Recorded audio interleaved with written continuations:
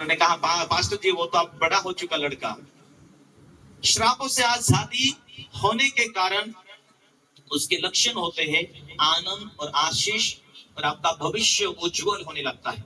आपके जीवन में जो दुख थे, जो तकलीफ थे, जो मुश्किलें थे, उससे तुम बाहर आ जाते। Hallelujah, hallelujah, hallelujah. जैसा आदम हवा ने गलती किया, वो जहां पर गए वहां पर वो श्राप के कारण उनकी जमीन भी क्या होने लगी, कांटे उठकर तारे उगाने लगे। यदि मनुष्य के जीवन में ज्यादा श्राप होते हैं तो क्या काम करते हो, जहां भी जाते वो जमीन उन्हें उगल देती, मृत्यु हो जाती, कोई ना कोई घटना घट जाती। लोग कहते हैं कि ये यहाँ आने से हमें दुख हो रही है, स्थान अच्छा नहीं, ये जगह अच्छा नहीं। जहां पर यदि मनुष्य के जीवन में पाप, बुराई यदि बढ़ जाते तो वहां जीने के लिए मुश्किल हो जाते। हालेलुया। जांचना है कि मेरे जीवन में कोई श्राप काम कर रहे हैं, मैं यीशु में होते हुए भी काम कर रहे हैं श्राप, विश्वासी होने के नाते भी मेरे लाइफ में क्या श्राप कोई काम कर रहे हैं। विश्वासी लोग बहुत आए, प्रभु के बहुत सारे दास इस गहराई में ना जाने की वजह से क्या कहते हैं, श्राप नहीं है। यीशु मसीह ने गलती का किताब निकाल के कहते यीशु मसीह ने क्रूस के ऊपर बलिदान हुआ, हाँ वो हुआ है, लेकिन क्या विश्वासी लोग उसी यीशु के लोगों के अंदर जी रहे, आत्मा से भरा हुआ जीवन जी रहे। यदि ऐसा नहीं है तो वो दुख काट रहे। यदि विश्वासी जीवन शराबों से आजाद हुए हैं, गर्भ की पीड़ा नहीं होनी चाहिए। दूसरा, सांप काटने से मरना नहीं चाहिए। एक कलीसिया में बीते पिछले 2 साल पहले एक कलीसिया में एक बहन 12-10 साल से विश्वास में थे, खेत में गई, सांप काट लिया और वो मर गई। क्या कारण है? इसका मतलब यीशु के लहू के अंदर नहीं जी रही।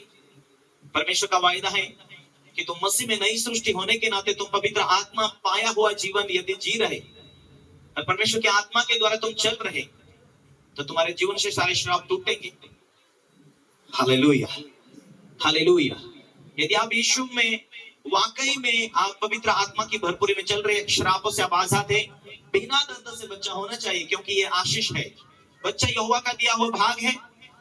तुम आजाद होंगे जब परमेश्वर की उपस्थिति में चलेंगे तो तुम्हें पीड़ा के साथ नहीं जियोगे। जहां तुम जियोगे वहां तुम्हारी लाइफ में परमेश्वर काम करता जाएगा। परमेश्वर झूठे वादा नहीं करता, मैं तुझे सिर बनाऊंगा।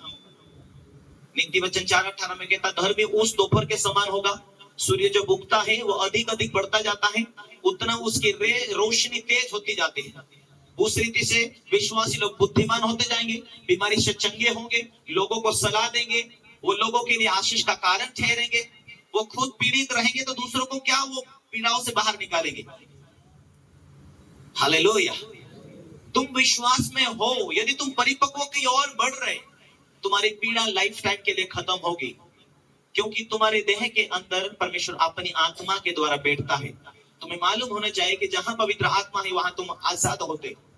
पवित्र आत्मा वो चंगाई लेकर बैठा, वो बुद्धि लेकर बैठा, वो सामर्थ्य लेकर बैठा, वो भविष्यवाणी को लेकर बैठा, वो अगुवाई लेकर बैठा, वो सारा गुण तुम्हारे अंदर लेकर बैठता है। मेरे बहनों, आज तुम विश्वास में होने के नाते भी कोई दुख उठा रहे तो उसे जांचो, यीशु के लोगों में तोड़ो, घोषणा करो, डांटो, मैं श्राप मेरे जीवन में नहीं रह सकते, आप में मसीह में नई सृष्टि हूं, शैतान तेरा कोई अधिकार नहीं। Hallelujah, hallelujah, hallelujah. श्राप क्या काम करते हैं? वो आपके जीवन को नीचे करता है, वो आपके जीवन में आपके भविष्य, आपकी प्लानिंग को बिगाड़ देता है।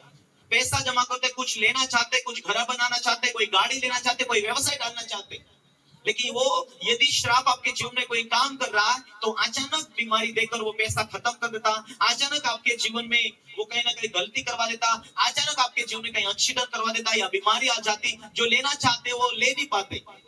बहुत सारे लोगों में आप जाते देखते 10 साल हो गया घर नहीं बन रहा, 8 साल हो गया घर नहीं बन रहा, या कुछ न कुछ उनके जीवन में, उनके लाइफ में दुख भरा जीवन वो जी रहे। सोचते हैं कि कुछ पैसे कमाए, कुछ ना कुछ अच्छा कार्य करे, लेकिन असफलता आती है। हालेलुया। कितने लोग यहाँ पर